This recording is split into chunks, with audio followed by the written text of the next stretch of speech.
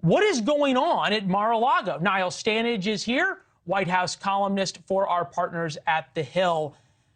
Is this a new strategy?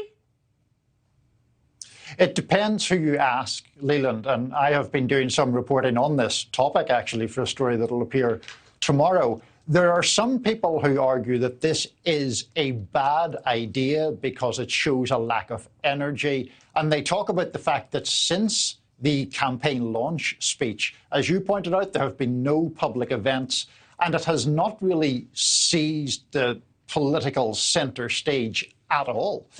Now, others contend that President Trump, or former President Trump, is looking at a 2-year election campaign. We've never had that, at least on an official basis, with a non-incumbent president. So there could be some element of pacing himself, but if that's the case, it's very uncharacteristic of Mr. Trump.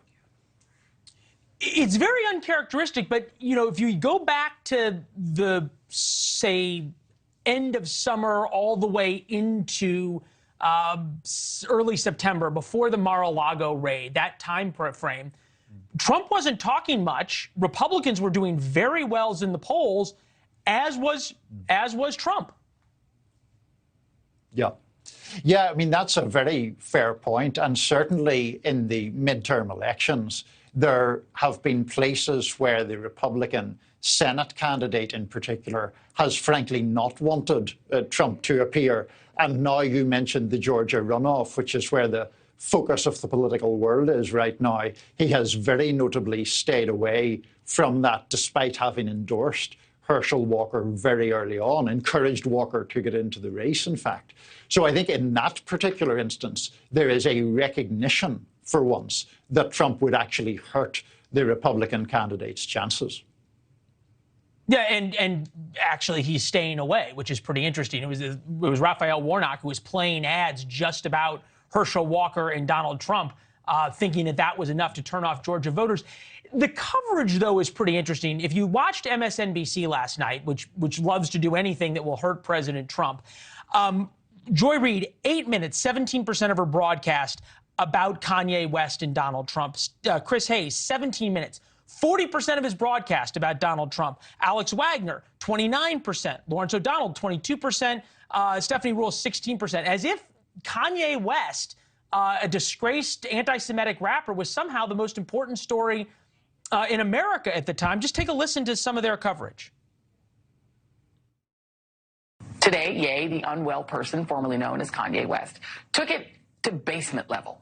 Jones tried to tee up a softball question and give Kanye West the opportunity to deny being a Nazi sympathizer, an opportunity that Kanye West did not take. For context, West has become a sort of object of fascination on the right while expressing some of the most toxic and bigoted rhetoric you have heard from the mouth of a person who still attempts to engage in society.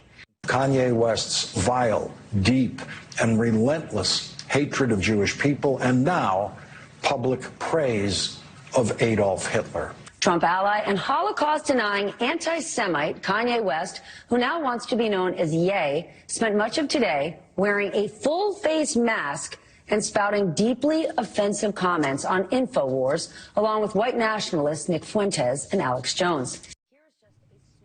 Is Kanye West much more a fixture in the left's mind than he is in the right's? I think he is, and I think that goes to the whole nature of this story. As you're well aware, Leland, a lot of time politics depends on what ground are you actually fighting on, and that determines whether you can win or not. There is no way at all that former President Trump, having dinner with two anti-Semites, in the case of Kanye West and Nick Fuentes, there's no way that's a good story for him. That's always going to be a bad story. Therefore, it is picked up by people who would be ideologically opposed to him. The damage of this story, though, is understood even by people who are normally fairly supportive of Trump. I was speaking to a 2020 campaign advisor earlier on this afternoon who referred to that occasion as a disaster of a dinner.